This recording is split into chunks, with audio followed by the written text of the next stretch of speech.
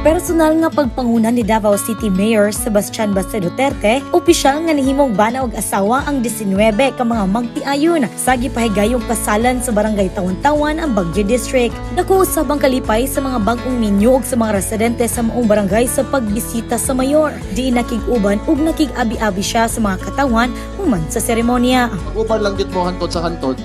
Unya magpadako og mga malipayon na mga bata mahadlokon sa Ginoo. Unya mo eskwela og tarong. Congratulations sa inyong tanan. Congratulations sa inyo.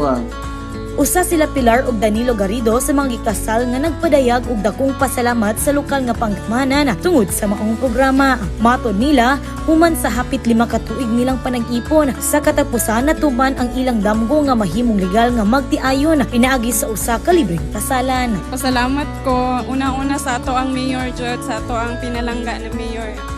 Nagpasalamat ko sa iyaha kay nitabang jud siya sa amoa karon nga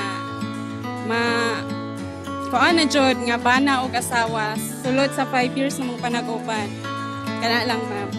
Nag-grab yung mga opportunity nga kasalan ng bayan, ma'am. Lipay kayo, ma'am. Naabot mi aning tuiga. Para sa Madiho Davao ko si Lourdes Gloria.